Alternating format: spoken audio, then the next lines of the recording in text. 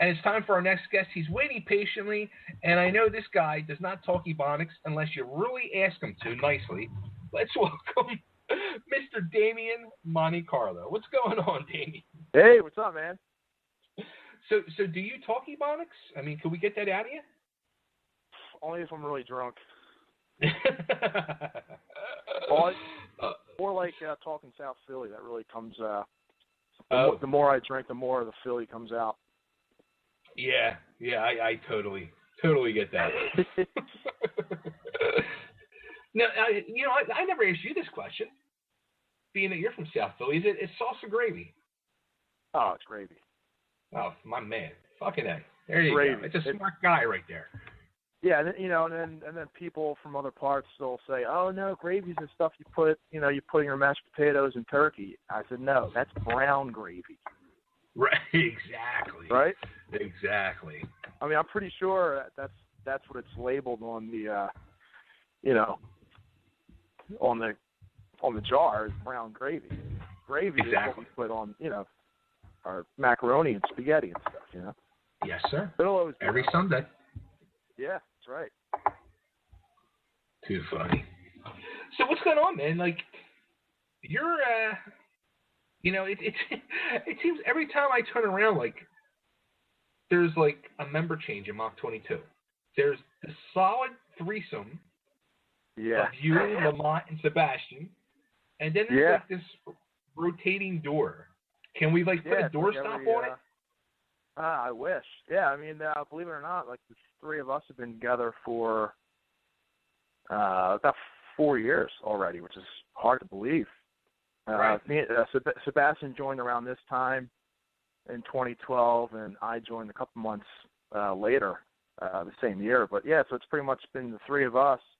But, yeah, our old bass player, Jaron, who is still, like, a very close friend of mine, one of my best friends, he left back in October. I guess he was just needed a change. I can understand that. It's, nothing bad or none of that musical differences stuff. He just needed a different change in his, in music, I guess. And so we've had a guy fill in, a young guy. We just actually asked him to join about a month ago, but I'm going to be looking for another guitar player soon too. Which we were always like a two guitar player band, but like the past maybe year and a half, 2 years, there's been one guitar. So I think we're going to add that within the next, couple months. Cool. But yeah, I mean, two guitars. Yeah, Jaron was in the band for Jaron was with us for like 3 years, and before that we had we had a couple guitar players that had left, but yeah, I mean, the three of us were together, so we keep that pretty solid. Though it's like it's not just you guys. Like a lot of the indie bands that I'm interviewing, it's not even around the freaking country. It's around the world. Like I've been interviewing a lot of bands lately from like Sweden and Europe and all, and it's the same thing everywhere. It's just like there's a couple guys. Sometimes, there's a couple guys that like hold it down, and then it's just a rotating door, and it's tough.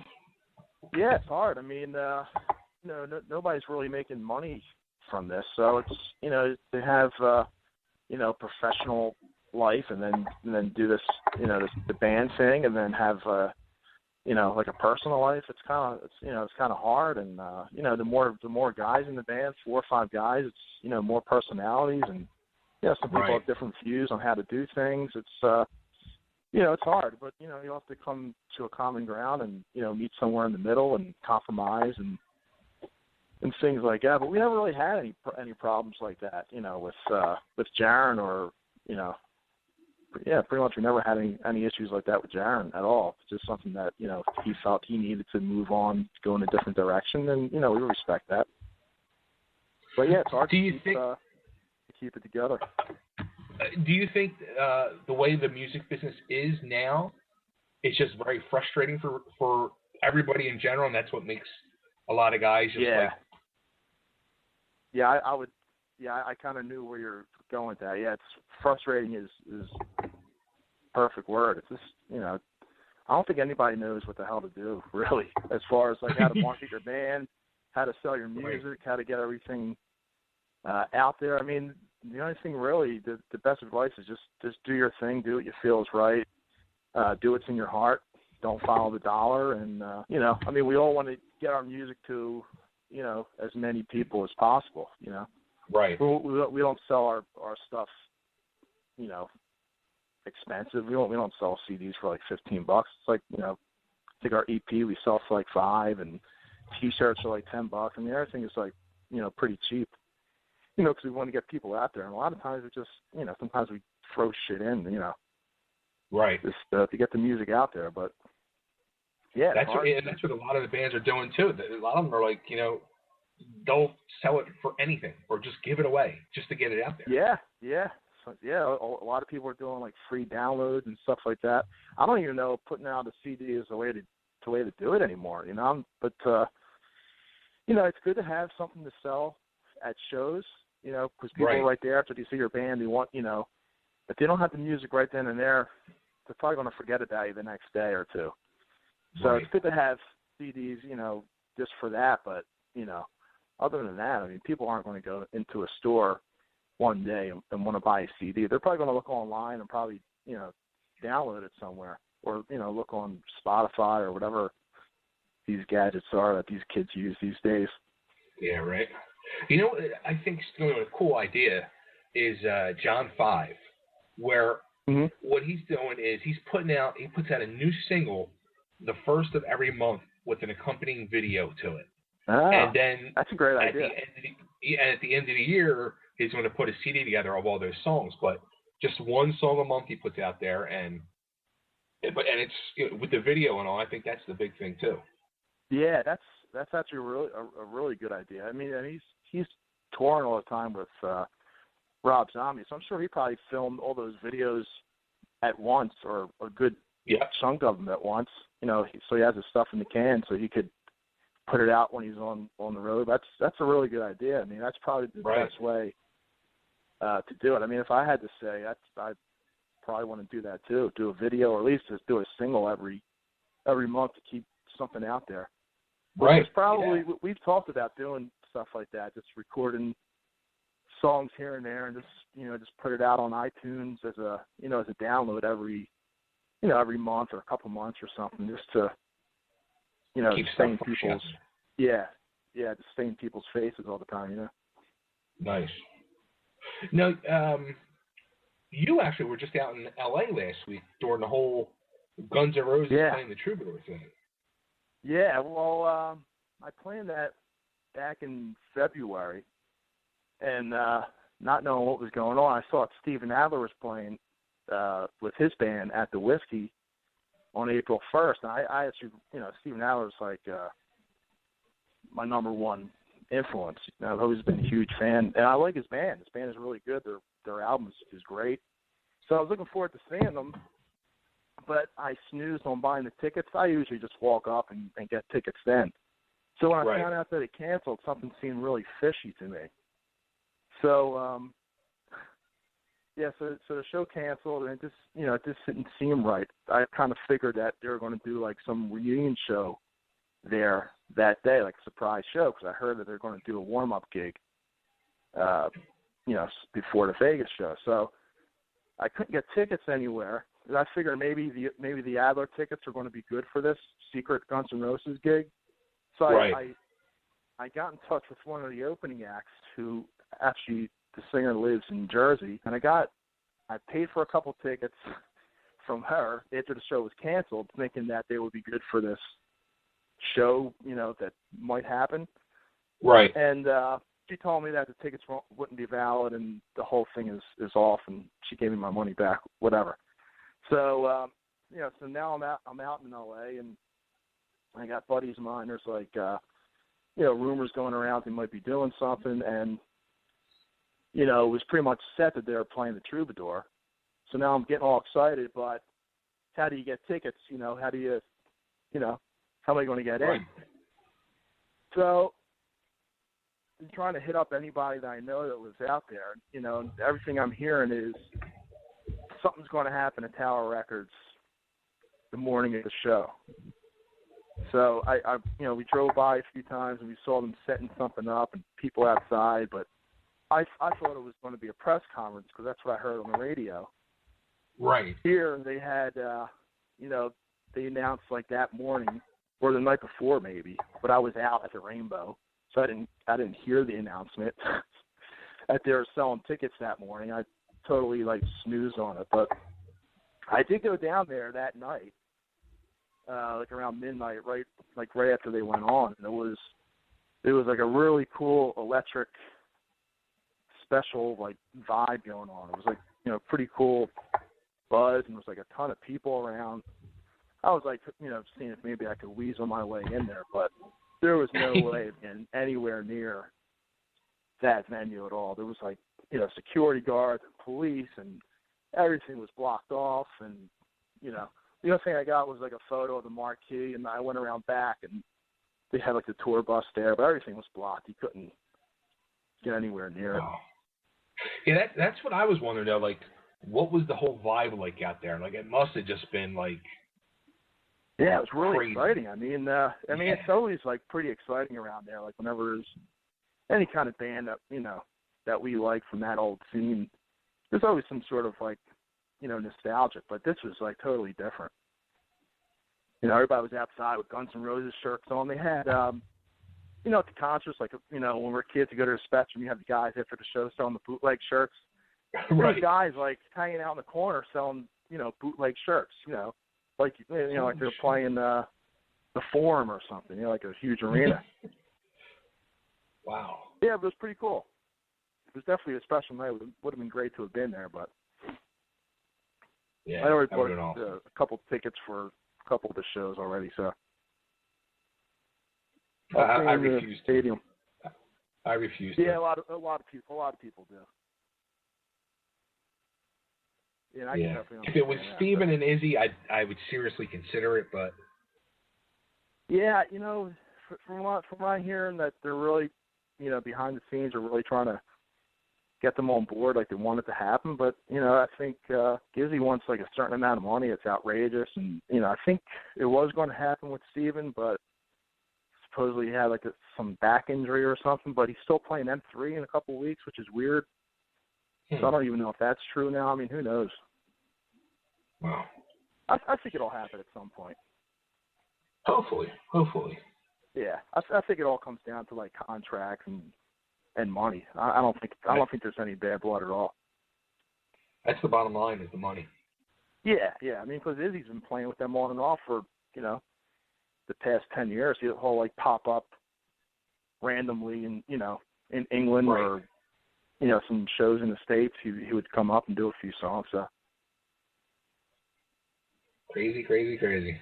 Now, how about you guys got some shows coming up? You're playing, let's see, the 23rd at the 2300 Arena, which is the old ECW Arena. Yeah. Now, have you guys played there yet, cool. or? No, I don't really know anything about it. A couple friends of ours are playing, Cyanide Saints and the Heavy Mental Gypsies. And, I've seen some photos of, like, previous shows there, and it looks like they really cleaned it up. And they got a big stage there for bands, Yeah, it looks from the few photos that I've seen, it looks pretty cool. But, yeah, I'm actually really looking forward to it because I never play in South Philly, so usually people say, oh, yeah, I'll come out and see it when you play, when you play down here. Well, we never play down there, but now we are, so hopefully all these people start coming out. And then you're playing, yeah, exactly. People have no excuses now. Yeah, right. Then you're playing the following Thursday at the Block at Harris Casino in Chester with Mr. Tommy Keifer. Yeah, it should be a fun one. Yeah, looking forward to that. It's like a little pre M3 gig, Philly version of like an M3 pre-party, I guess. But yeah, it should be right. Should be a good one. It's like a homecoming show for him. You think he grew up like minutes away from Chester, so right. Yeah, it should be good. We always have a good time playing on in front of a lot of people and a stage outside, especially with the whole Tom Keifer Cinderella connection. So it should be cool. Yeah, that should definitely be cool. And then you're going back up to New York on May 4th at Arlington's Grocery. Yeah, it's a cool spot too. It's a cool little room up in New York. Playing with our buddies from Texas, Delacoma. Okay. Pretty cool band, great guys. Actually, great band actually, and great dudes too. Now, something that I had forgotten about, but I remember when you had put it out there. You guys were on Fox 29 Good Day for what was it, Best Band of Philly or something like that? Yeah, it was. It was New Year's morning, and I usually go out every year New Year's Eve, and so my mom calls me up 9:30 in the morning. The last thing I want to do is answer the phone and get up. I was like, wasn't really feeling too well, so she calls me up. She says, "Hurry up, put Fox 29 on Good Day Philadelphia." So I was like, what are you talking about? She said, they just talked about Mach22. You're going to be up next. I was like, okay.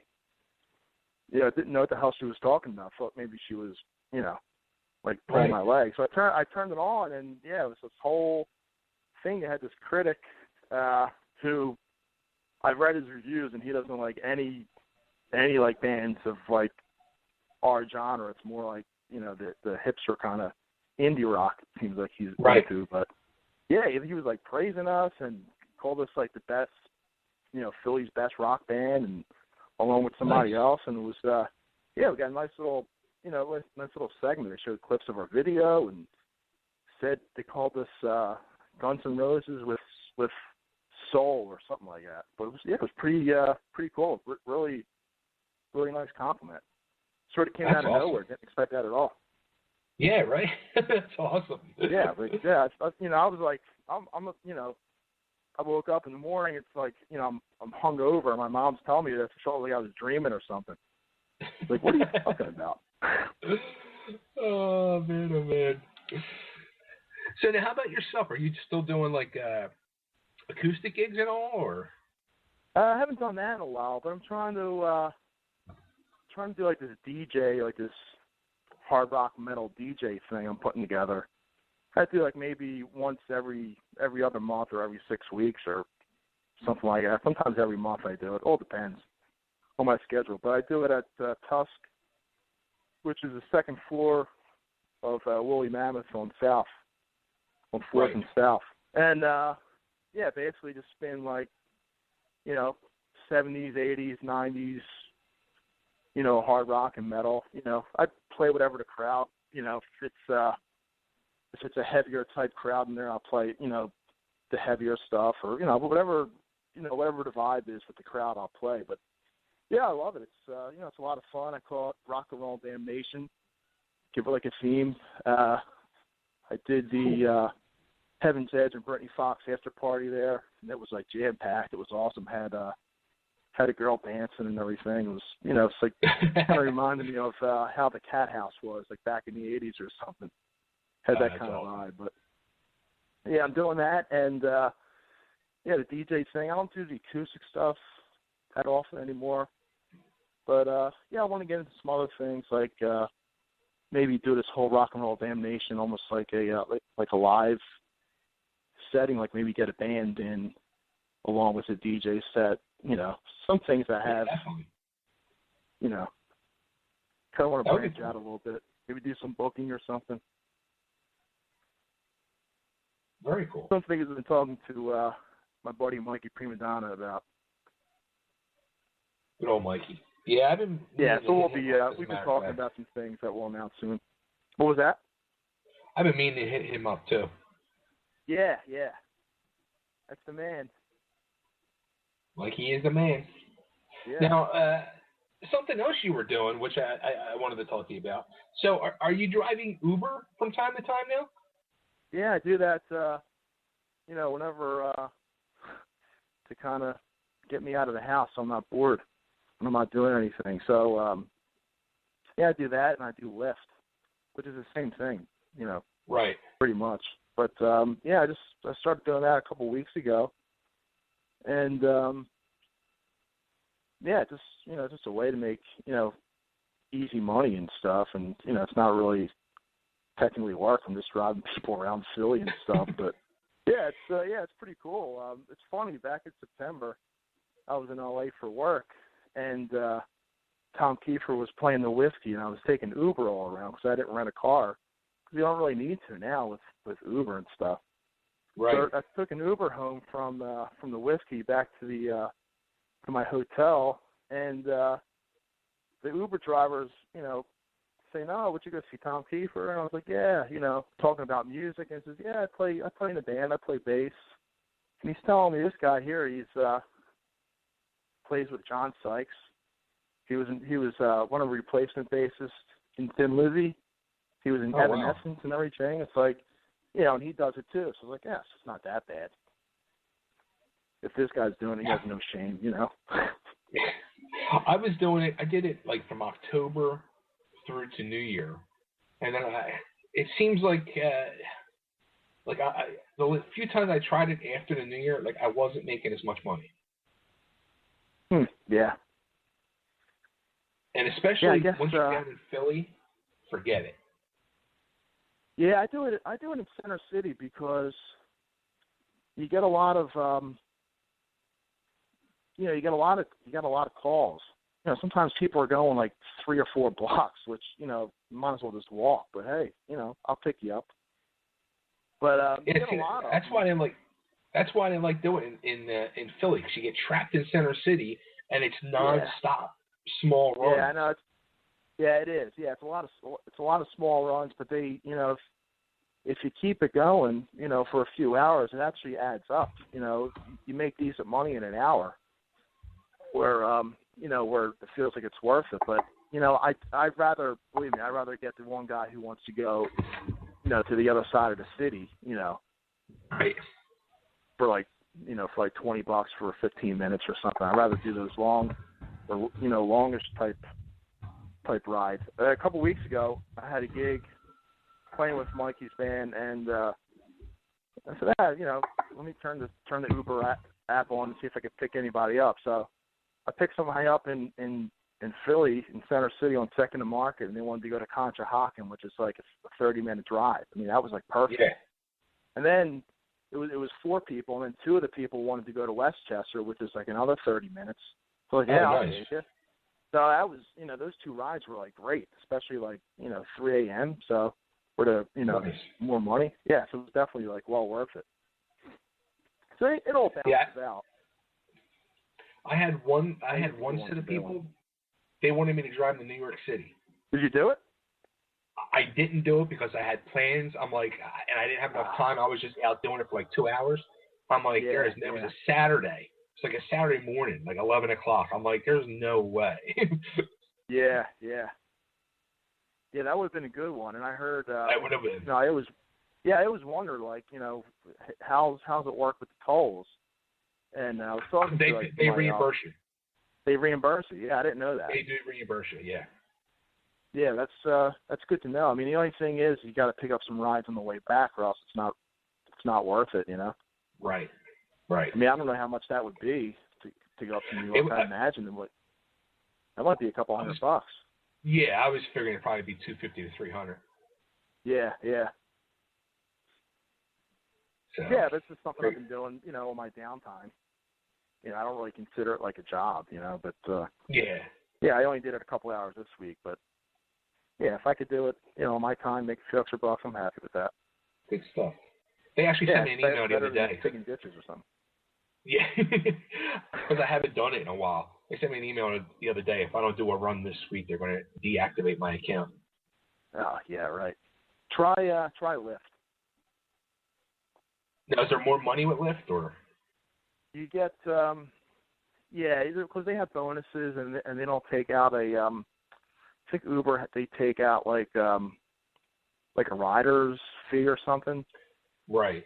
And Lyft doesn't do that, and they give you bonuses if you meet like certain quotas and stuff, and it seems like the rides are longer.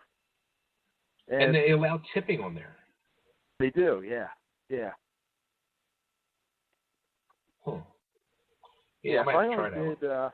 I only did maybe like 10 or 15 rides with Lyft, but so far it's like more money than maybe 25 rides with Uber. Uber, right? Interesting. Rock and roll and Uber, the world of Damian MonteCarlo. That's it. Yeah, like we're like a taxi hat, like David Johansen and Scrooge or something. Yeah, right. Oh man. All right, so where can everybody keep tabs on Mr. MonteCarlo, Mach22? Yeah, the best thing is on Facebook. I think what are we on Facebook? Just Mach22, I think. Just go to Facebook and hit Mach22, and you'll see us. And then I have my DJ thing is called Rock and Roll Damnation. That's on Facebook, so you could check out all the events that I do. And yeah, we're on Instagram, Twitter, Mach22, all the social media outlets. And where can everybody get the music of Mach22? Yeah, check us out on iTunes. Also through the Mach22 website, you can purchase the CDs. We actually have physical copies, which is Mach22music.com. Very cool. And I'm actually going to play. I heard this for the first time a couple weeks ago, and I had to buy the EP because I didn't even have it yet. But you should have told me. I would have sent it to you. Well, support the band. Why not, right? I appreciate that. Thank you. So, yeah, the Temptations cover of Get Ready, which is freaking phenomenal. So I'm going to play that for everybody as I let you go. Killer, yeah. It's funny. Not too many people even know that that's a cover. And when we did that, we didn't even say, hey, let's cover the song. We just, Baz had this riff, and we just kept on playing it, and Lamont just started singing the lyrics to Get Ready over it, and we just kind of like made our own interpretation of that song that way. It just kind of happened. That's why it's cool, because it's totally a Mach22 song. Yeah, I love that one. That's awesome. Cool. All right, well, I'll be in touch soon. We'll be talking soon. Hopefully you'll come out and see you soon. And, yeah, let's do this. Let's get ready. All right, man. Thanks. I appreciate the support, as always. Always, Damian. Always, my man. I'll talk to you soon. Take care. Right, have a good one. You too. Bye. All right, everybody, here it is, Mach22 with their version of the Temptations classic.